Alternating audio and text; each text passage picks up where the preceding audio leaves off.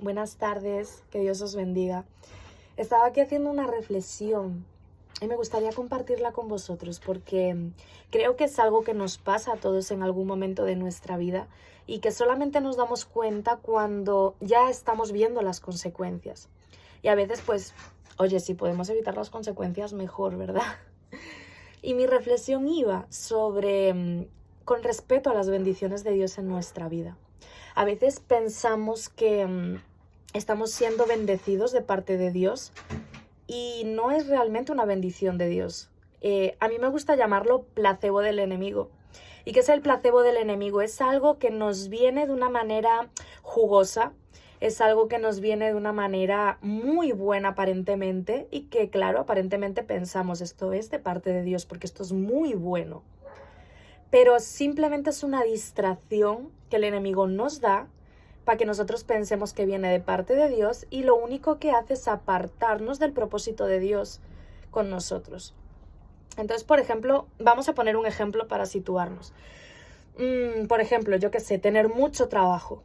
El trabajo es una bendición de Dios. Dios nos provee de trabajo para que nosotros podamos sustentar a nuestras familias, para que podamos tener lo básico y lo necesario, ¿verdad? Pero ¿qué pasa si el trabajo empieza a quitarte tiempo de Dios?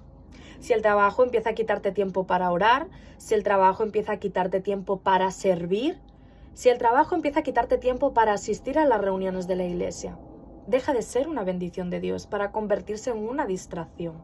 Entonces debemos tener claro que a veces hay cosas que parecen una bendición de parte de Dios, pero simplemente son el placebo del enemigo para tenernos ahí como, ay, estoy siendo bendecido.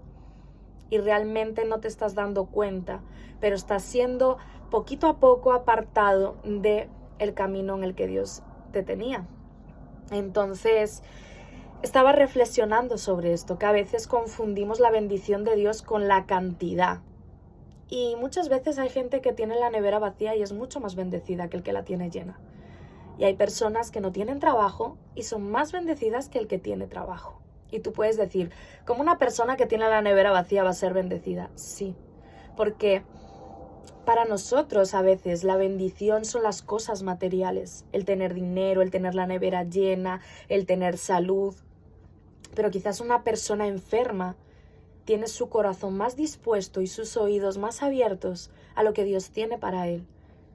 Y sin embargo nosotros con los afanes de la vida, con el afán de, ay, tengo que trabajar, tengo que hacer esto, tengo que hacer lo otro, tenemos nuestros oídos cerrados y nuestro corazón no está dispuesto. Y nos estamos perdiendo la bendición de Dios. Entonces dice la palabra que hay caminos que al hombre le parecen correctos, pero son caminos de muerte. Y debemos ser sabios y pedirle esa sabiduría a Dios para evitar después vernos con las consecuencias y tener que volver a empezar desde el punto de partida donde estábamos y volver a recorrer todo ese recorrido que habíamos llevado hasta ahora hacia lo que Dios tenía para nuestra vida. Entonces quería dejar esta reflexión. Tengamos cuidado con los placebos del enemigo. Son peligrosos y nos pueden apartar de las cosas de Dios. No, realmente nos apartan de las cosas de Dios. Si no tenemos control y no nos damos cuenta a tiempo de lo que está usando el enemigo para distraernos. Así que te invito a pedirle sabiduría a Dios, a que no seamos sabios en nuestra propia opinión, porque no somos sabios.